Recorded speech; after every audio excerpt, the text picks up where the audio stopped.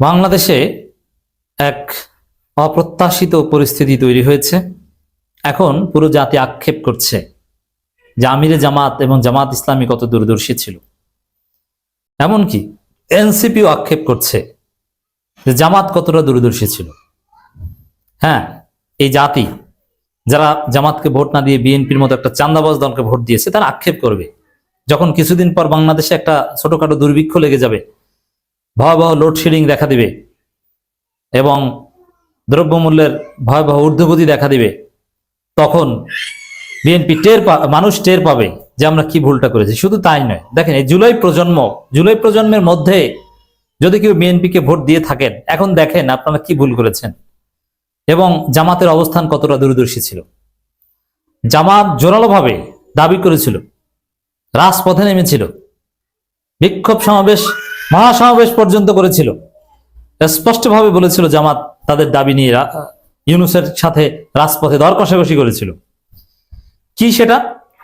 যে জাতীয় নির্বাচনের আগে গণভোট হতে হবে, একদম পয়েন্ট অফ নো রিটার্নের মতো অবস্থানে ছিল।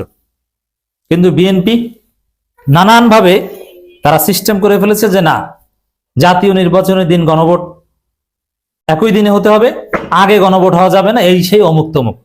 শেষ পর্যন্ত জামাতের এই দাবি মানা হয়নি।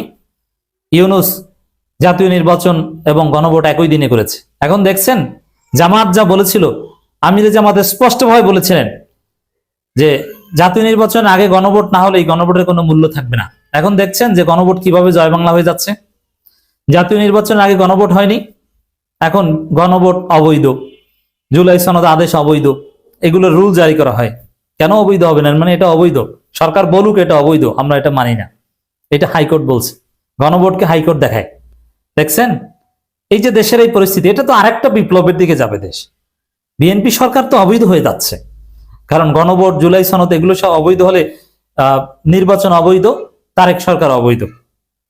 তাহলে জাতীয় নির্বাচনের আগে গণভোটের যে দাবি জামাতের ছিল, এটা যে কতটা দূরদর্শী দাবি ছিল এবার বুঝছেন।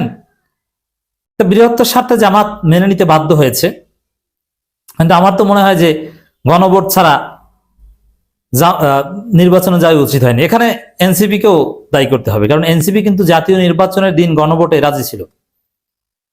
এনসিপির প্রথমে একটা অবস্থান ছিল যে না, গণভোট জাতীয় নির্বাচন আগে হতে হবে, কিন্তু এক পর্যায়ে এনসিপির অবস্থান ছিল যে না, গণভোট জাতীয় নির্বাচনের আগে পরে এটা জরুরি না, জাতীয় নির্বাচনের দিনও হতে পারে। এখন এনসিপি বুঝো চালাকি করছিল, জামাতের চাইতে বেশি বুঝছিল তোমরা। এখন দেখো কি হয়, এখন আবার বিপ্লবের জন্য প্রস্তুতি নাও।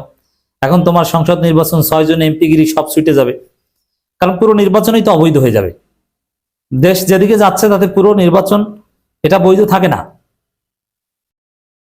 সেই পরিস্থিতি আমরা দেখতে পাচ্ছি। দর্শক, এখন সবাই আক্ষেপ করছে এবং টের পাচ্ছে যে জামাত কি জিনিস। আক্ষেপই করতে হবে। অতএব এখন থেকে যারা দেখছেন যে বিএনপিকে ভোট দিয়ে ভুল করেছেন, দেশটা ধ্বংসের দিকে যাচ্ছে, সবকিছু এলোমেলো করে ফেলেছে, বিএনপি বিশ্বাসঘাতকতা করছে, 2 নাম্বারই করছে, প্রতারণা করছে জাতির সাথে, এখন থেকে জামাতের সাথে থাকেন। জামাত রাজপথে ডাকলে রাজপথে আসবেন।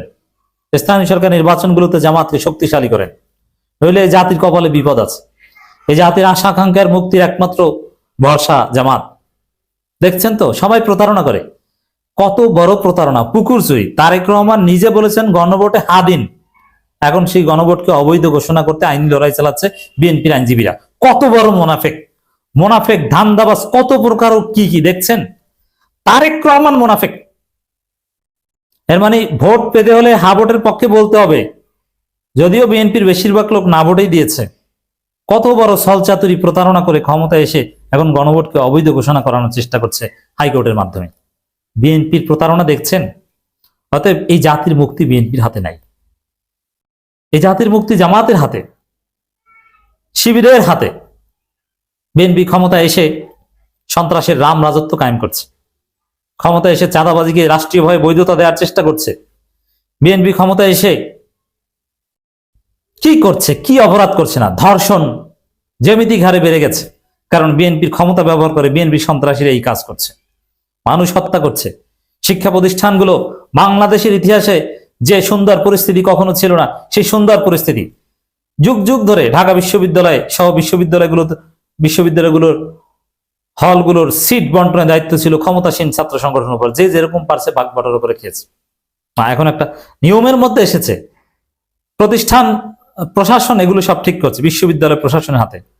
তুমি যত বড়ই ছাত্র নেতা হোক, তোমার ছাত্রত্ব না থাকলে তুমি হলে থাকতে পারবে না।